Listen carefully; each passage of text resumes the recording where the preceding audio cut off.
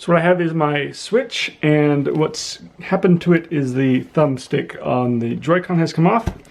So what I've done is I've bought a couple new thumbstick kits, and what I want to do is do a comparison and see what the used thumbstick is like on the inside, and kind of look at the whole thumbstick drift problem and kind of figure out what some factors of that might be. Alright, so jumping right into it, on the right we have the complete joystick unit, and on the left is one that I've taken apart. Here you can see, it's hard to see, but there's got these black rectangles here, here, here, and here. Those are the resistive pads, and on this part here, you can see it's got these two metal prongs. There's two of those. Those are the wipers, and what they do is they move back and forth across those resistive pads, and it's able to measure the location of the wiper based on the resistance. Alright, so that's what the wiper looks like. It looks like steel, but it's actually going to be like bronze or something, and it is springy. These are little springs, and these little springs are able to press down into the contacts on the resistive pads on this little square there. And yes, that's how these work. So these little wipers are extremely, extremely delicate. So that's all the pieces, and it goes together pretty simply. You've got the top cover here, and the see, this piece goes in first, and it goes that way. Then this goes in and it twists. Then you have this piece here, this way, right? And I'm not putting the wipers in right now. Those would actually go in the slots first.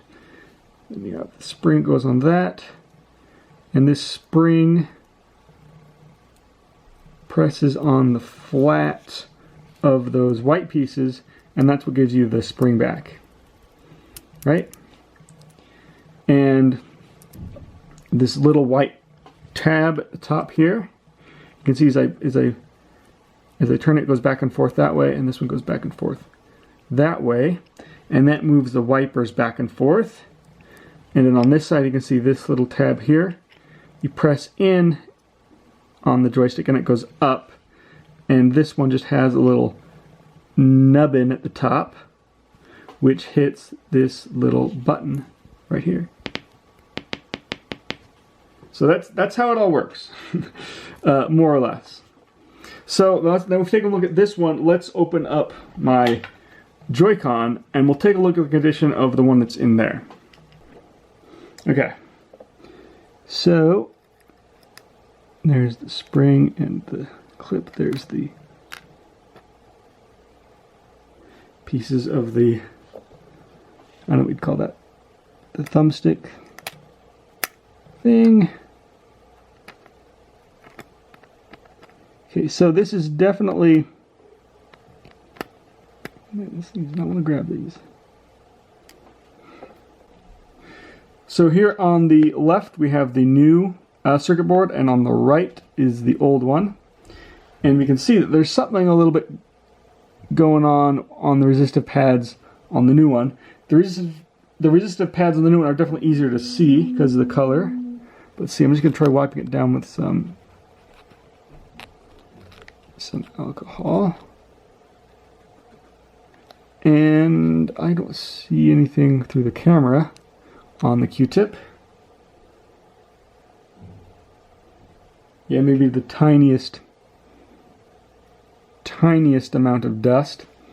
Let me take a closer look myself, and I'll tell you what, those resistive pads seem perfectly fine.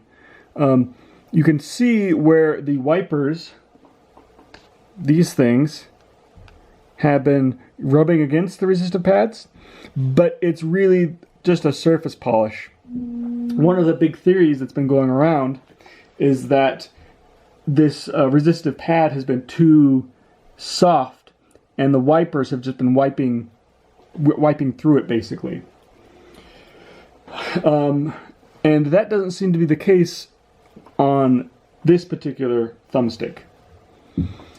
But what else could it be? So my working theory leading up to this has been that I think that the wipers on this, I think the problem is that they're too small. Because everything has been miniaturized so much, these are so delicate that the amount of force that these wipers are able to push down with is really small. So think about these wipers are basically springs, and they press down and exert a force in order to make sure they're contacting the carbon contacts here and here. And they have to be able to press down hard enough to, move aside dust, to press down and contact through oil that just deposits on it from your hands, or just the oil that's in the air. It gets, basically the contact just gets dirty, and if the wiper doesn't have enough downward force, it can't reliably touch the carbon contact. That is my theory. That it's due to just how miniaturized it's become. I mean, you can get around. I mean, it's not because it's been miniaturized, because it's not like you can't make things this small and have it work.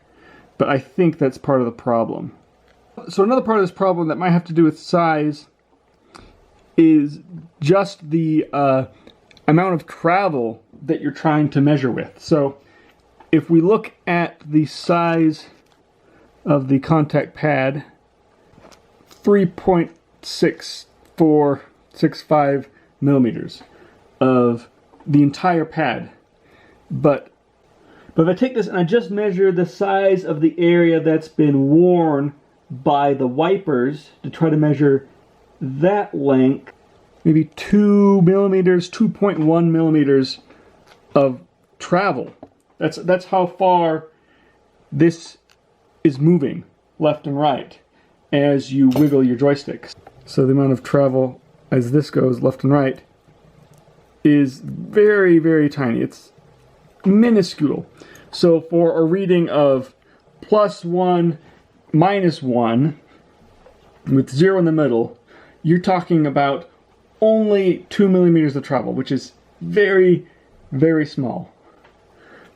Typically, I would assume that the larger range of travel you have, the higher resolution and reliability you'd be able to get out of your resistors, your pots.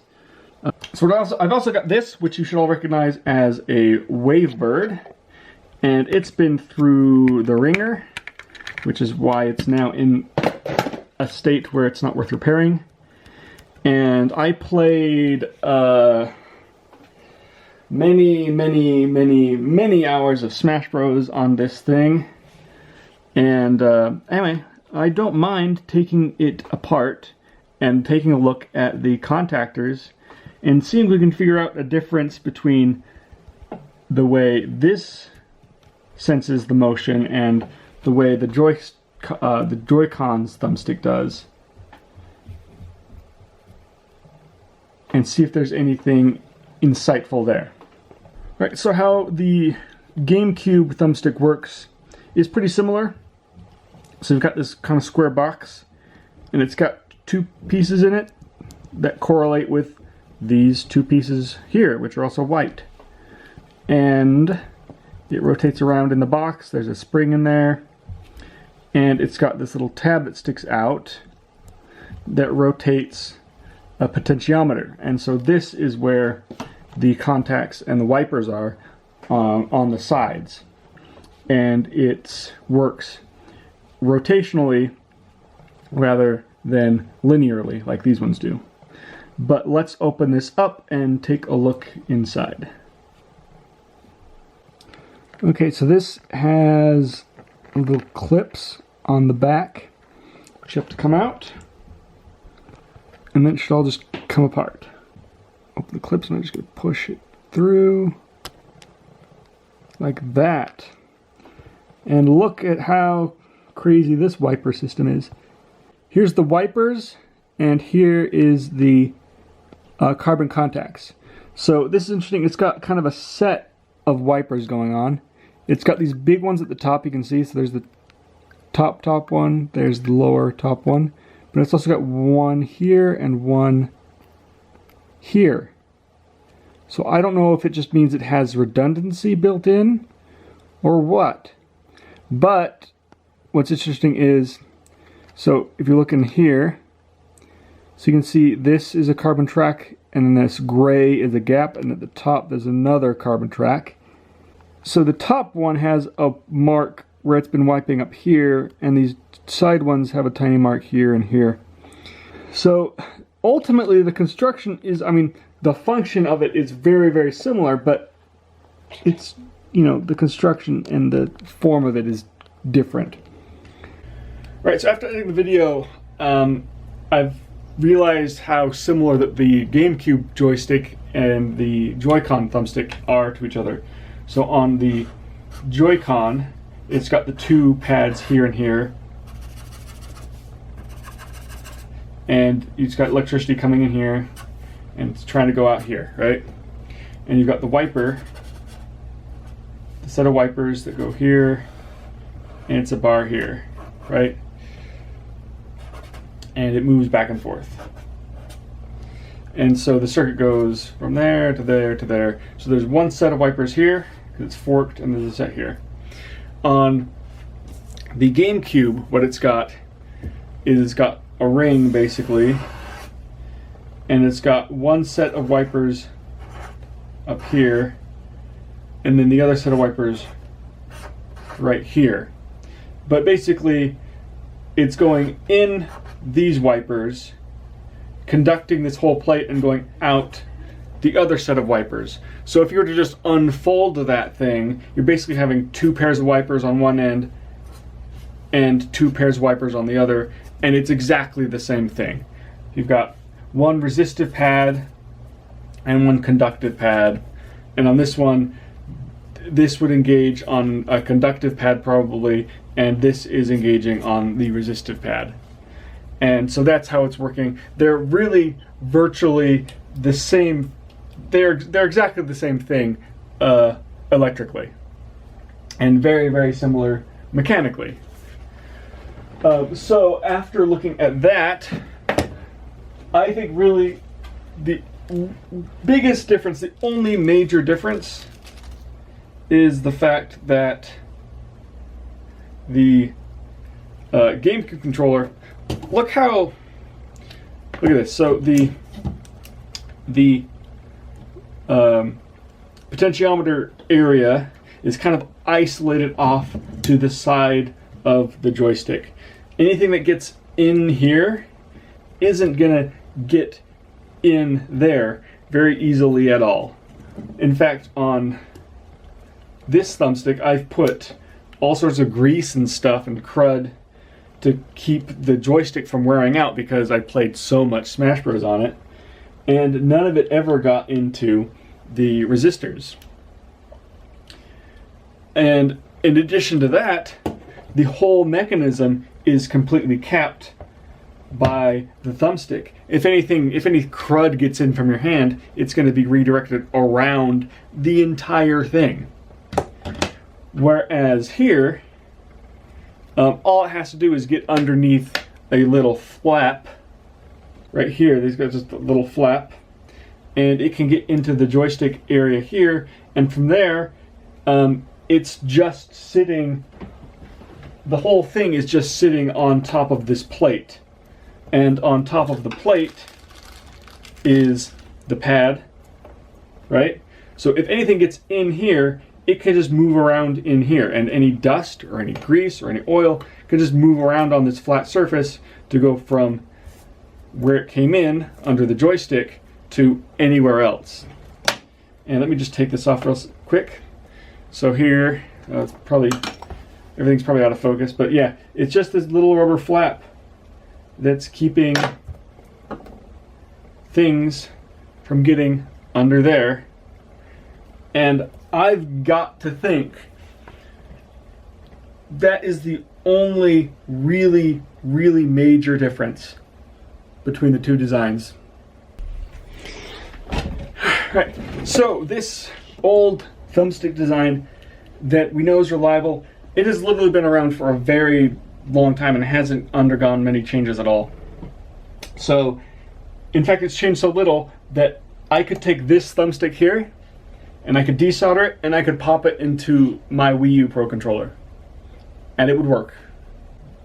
I could probably pop this out and stick it into Xbox 360 controller or a PS3 controller, and it wouldn't have a clicky button, but it would work.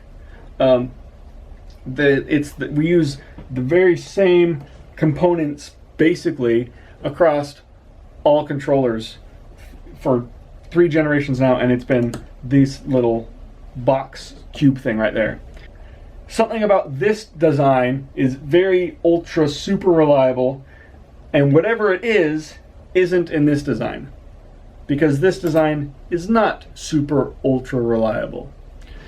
And like I said, the biggest difference I'm seeing is just how isolated the potentiometer and the resistive components is from the environment, and how exposed this is compared to each other. So I'm gonna guess that that's really all there is to it. I'm gonna guess that's all there is. I mean, so if the problem is the fact that the resistive pads are just getting dirty and the thumbstick covers aren't keeping the dirt out, then this isn't a simple, like, oh, we'll take your Joy-Cons in and we'll fix them and bring them back and they'll be good as new and they'll never break again. The only way to address that problem would be to scrap this design and to go with another one. But we'll just have to see. They just announced the Joy-Con, or the Switch Lite, and there's the talks about the new Switch with the better battery, which may have, there's rumors that more might be happening with that besides just the bigger battery or the better battery life. Not necessarily a bigger battery. If there was an opportunity for them to introduce a change to fix this problem, it would be with a new model, especially with the Switch Lite, which doesn't have the detachable Joy-Con controllers. Well, until those start coming out, and we either do keep seeing Joy-Con problems, and we don't keep seeing Joy-Con problems, and until someone takes someone apart and we see if there's changes made or not, we really won't know what's going on with that. But where we are right now, yeah, I see the problem as most likely just dirt and grit and oil. So there we go. That's my 2 cents. Keep in mind, even though you watched this whole long 10-minute video, invested all this time into the conclusion that I come to, it's not a decisive conclusion. We've compared one original Joy-Con thumbstick with one third-party new one, and we've looked at a game control. We've taken a look at a total sample size of 3 different units. So this is not representative. It's just a more informed look, and this is not for sure anything. So all I'm saying is, don't leave this video thinking like, oh, it has to be this and it can't be that or anything like that. It's all still on the table, and this is just another guess where I've just dived in a little deeper. So there we go. Over and out.